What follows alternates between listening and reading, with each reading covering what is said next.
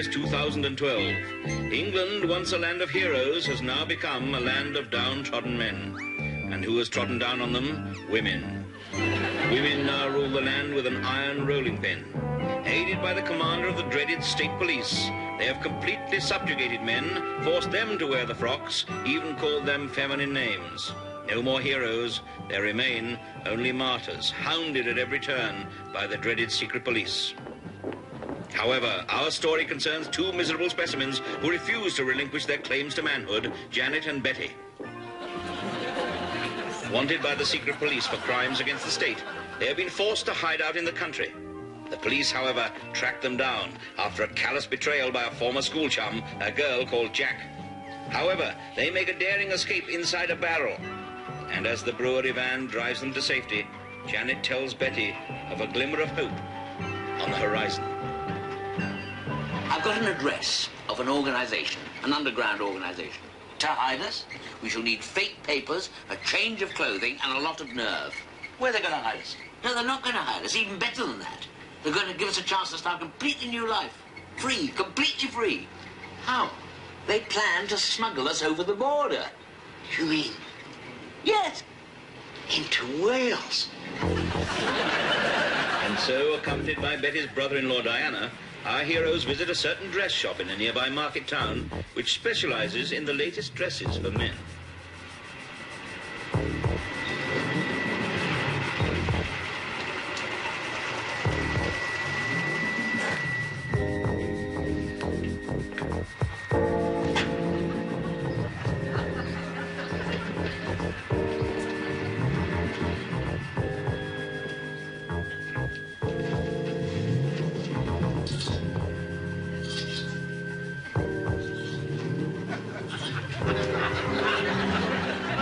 Sir?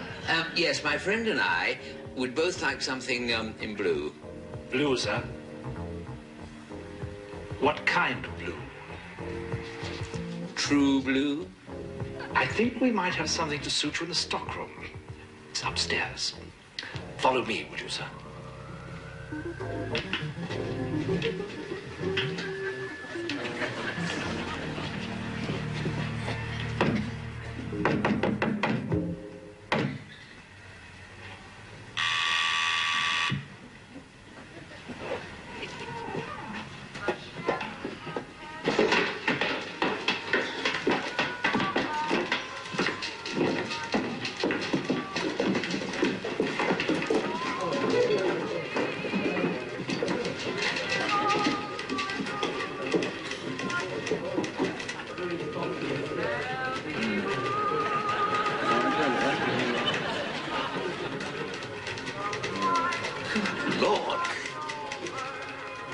Judith, coming. Wait a minute. How do you do? Judith Armstrong. But we prefer surnames only, huh?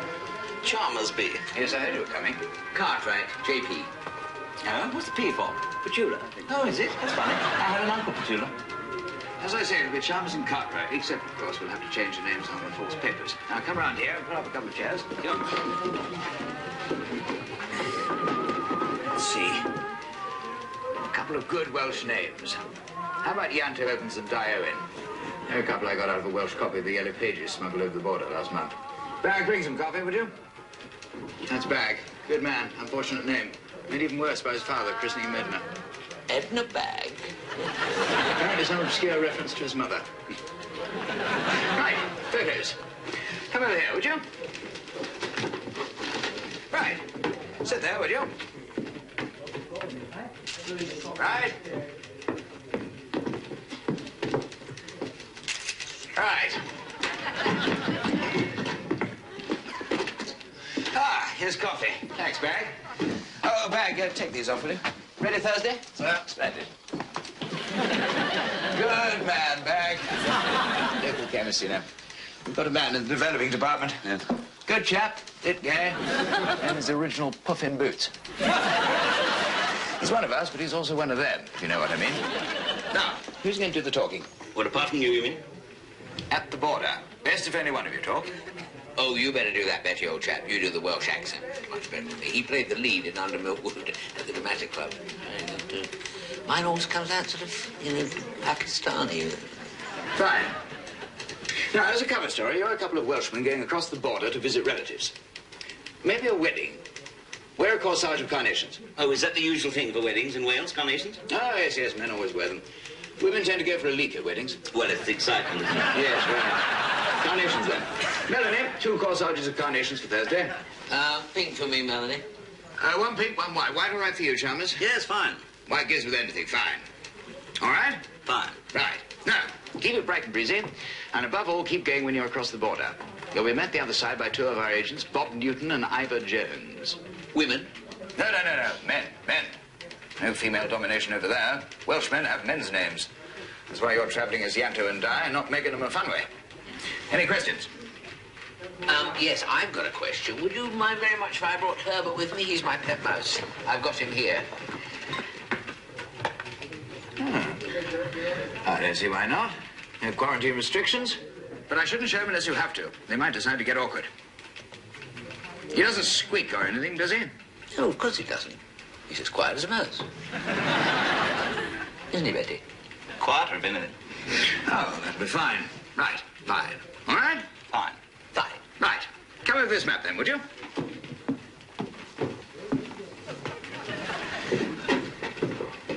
Now then.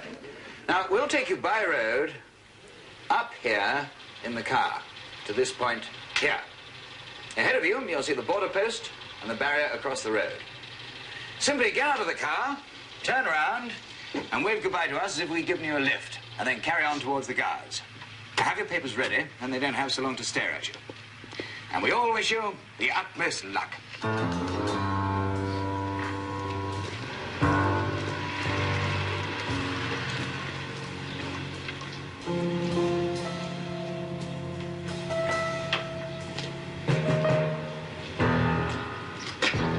Papers.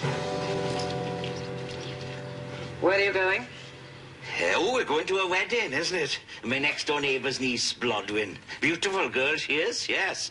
Outstanding, you might say, in every direction. Lovely. Has to be squeezed to be believed, it does. And only 17, too. Ah, minor. No, she's married a minor. He's a nice bloke. What about you? Oh, he's with me. I spoke to him. I know, but he's a bit shy, is he? Shut up. You? Answer me. Oh, yes, I'm definitely with my friend here. Look, you need goodness. I'm on my way. We are on our way to Yakida. With my oppo here, you know. At the wedding, really. You're not Welsh. No, he's not. He's not. He's Indian. Indian? Yes, his grandpa came over here, you see, about, in the 70s, I think it was, and opened up a takeaway in Merioneth, since when the family have never looked back. He doesn't look Indian. No, well, they've never looked black either. Never looked black or back. Well, there's all colours of Indians. There's red Indians, there's white Indians. Lot of interbreeding goes on out by there, see. Well, it's the weather, you know. Oh, yes, there's nothing else to do in the rainy season. Right, all right, don't keep on. Go on, you're cleared.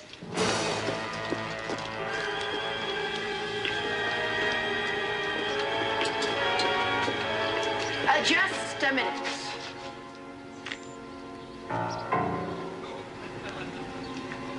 Well. If it isn't the 2 worms that turned. Come inside, please. Oh, God, that's the finish.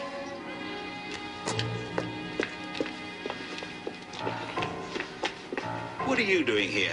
How'd you know? A little bird told me. A little bird you left tied up in her bathroom. She said you'd head for the border, and she was right.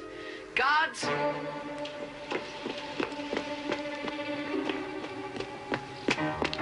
This calls for a little celebration. Yes, Commander. Go into the village and get me some champagne. Champagne, A Commander. magnum. A couple of magnums. I wish to celebrate with my 2 old friends here. We have no transport. Well, take my car and hurry. And make sure the champagne is cold. You'll be all right here alone, Commander. Of course. These are my friends. They won't harm me. Hurry. Here, the keys. Come on.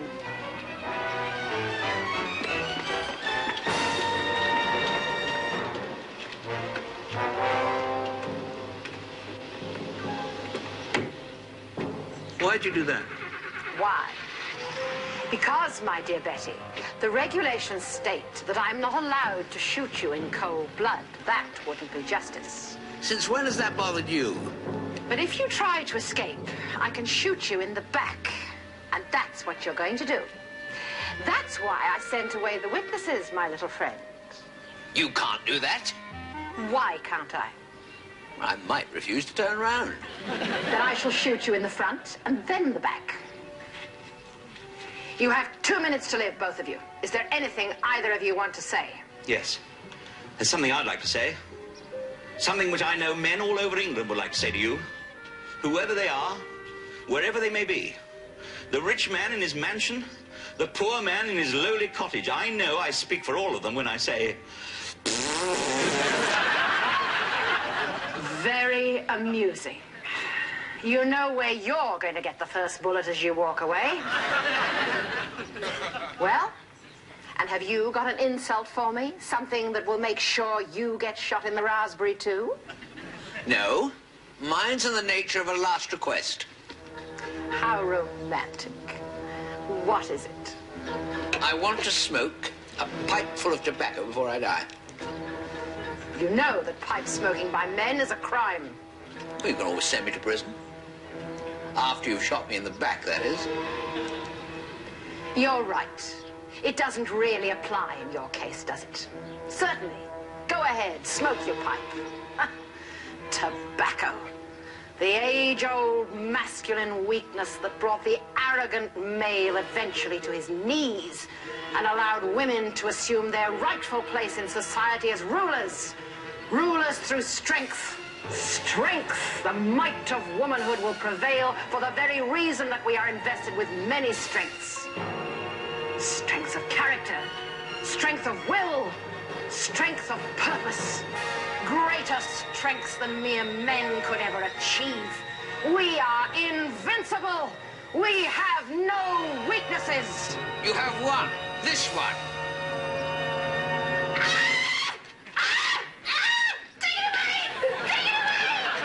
Mice, the one female weakness, Commander. Get the gun, Betty. Take it away. Oh! Oh! Take it away. I'm afraid not. He's going to stand guard over you till we're well on our way.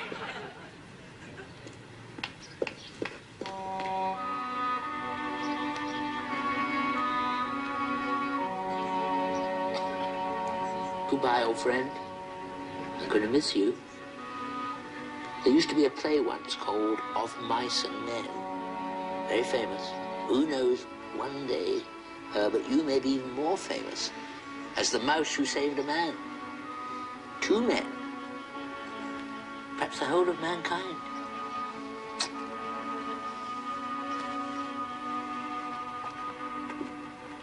Guard her well, Herbert. And if she moves a muscle, straight up her trouser leg.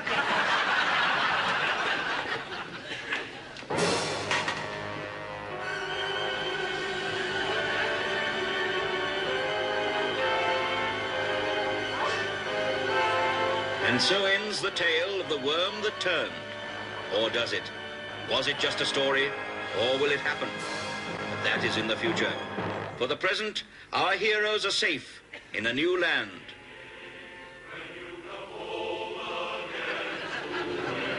Safe in a land where men are men and women are glad of it. A land where women constantly keep a welcome in the hillside and something warm in the oven.